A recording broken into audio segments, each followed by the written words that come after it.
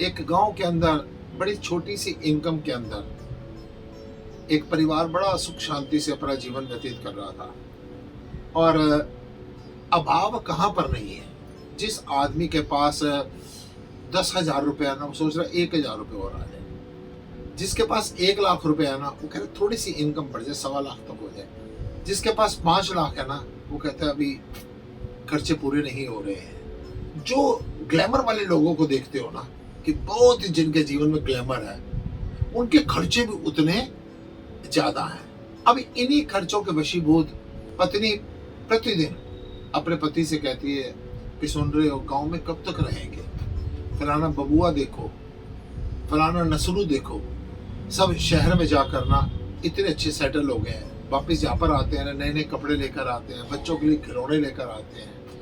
आदमी ने कई बार समझाया, अरे यही ठीक है, खेती बाड़ी करते हैं, मजदूरी करते हैं, दाल रोटी खा रहे हैं, माँ बाप हमारे साथ हैं, 2 हमारे बच्चे, हम अपना जीवन बड़ा सुख में व्यतीत कर रहे हैं। पत्नी के बार बार कहने पर आखिर पति को मानना पड़ा। अपने 2 झोले तैयार किए, एक गठरी तैयार की, थोड़ा सा सत्तू लिए और माँ बाप के चरण स्पर्श करके दोनों चले शहर की तरफ। रेलवे स्टेशन पर पहुंचे, ट्रेन पर चढ़े, बड़ी धक्का मुक्की में, किसी तरीके से डरे हुए, सहमे हुए, शर्म संकोच लेकर शहर का स्टेशन आ गया। शहर के स्टेशन पर जैसे ही नीचे उतरे, बहुत भीड़ थी, कोलाहल था, धक्के पर धक्का था, आदमी की कोई औकात ही नहीं है। और एक रेला आया, एक धक्का लगा और इस लड़के के हाथ से अपने बच्चे का हाथ छूट गया और बच्चा रोता बिलखता हुआ कहीं अलग हो गया। ये आदमी, ये औरत ने बच्ची को गोद में उठाया और बच्चे को तलाशने लगे। बड़ा तलाश करते रहे, दोनों रो रहे हैं, घबरा रहे हैं, परेशान हो रहे हैं, टेंशन में हो रहे हैं, उदास हो रहे हैं, पुलिस वालों के पास जा रहे हैं, इधर उधर धक्के खा रहे हैं। घंटा 2 घंटा बीत गया और थोड़ी देर बाद पता चला कि फला चौकी में ना वो बच्चा मिल गया। वहां पर पहुंचे, बच्चा जारो जार रो रहा है, बच्चा जारो जार रो रहा है और इधर ये माँ बाप भी जारो जार रो रहे हैं। जो गोद में दूसरी बच्ची है, उसकी दशा ये हो गई है कि रो रो के बेहोश हो जाएगी। शहर की भीड़ भाड़, भूख, थकावट, चिंता, इतना कुछ के बाद बच्चा मिला, छाती के साथ लगाया और प्यार करके एकदम अपनी बीवी का हाथ पकड़ा, बच्चों का हाथ पकड़ा, कहता है अगली ट्रेन वापसी की पकड़ लो। बीवी ने कहा बच्चा तो मिल गया है, यहीं पर हम एडजस्ट कर लेते हैं ना, अब सारा कुछ तो हो चुका है। कहता नहीं, जल्दी से जल्दी वापसी की ट्रेन पकड़ लो।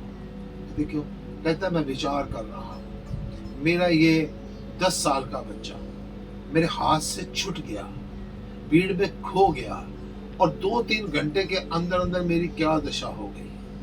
मेरे को ऐसे लग रहा था मैं मर जाऊं तो ज्यादा अच्छी बात है। मेरा बच्चा और मैं 35 साल का हूं। मेरे माँ बाप ने मेहनत मजदूरी करके मेरे को पाला है। वो मेरी खुशियों के लिए, वो तेरी खुशियों के लिए हमारे को इजाजत तो दे दी, लेकिन उनकी दशा क्या होगी कि जल्दी से जल्दी वापस चलो।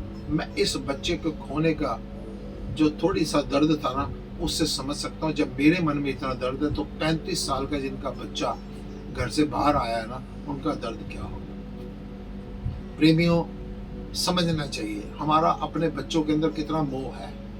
इनको क्वालिफिकेशन दिलवानी है, इनकी स्टडी अच्छी होनी चाहिए, इनका कपड़ा अच्छा होना चाहिए, त्योहार पर किसी चीज से ये वंचित ना रह जाए। इनको बाकी जो इनके फ्रेंड्स हैं ना, उनकी तुलना में इनके पास जो सामान है ना, कोई कम नहीं होना चाहिए।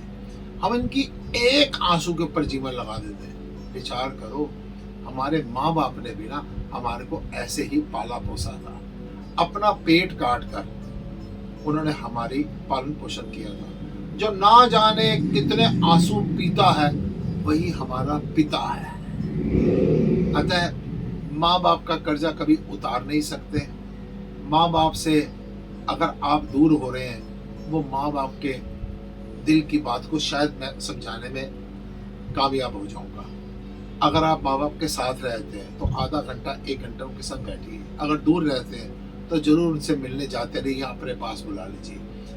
माँ बाप का दर्द माँ बाप ही समझते हैं, लेकिन दुख का विषय अपने बच्चे बड़े प्यारे लगते हैं, लेकिन याद नहीं आता माँ बाप ने भी हमारे को इसी प्रकार से पाला था, इस बात पर ध्यान देना चाहिए।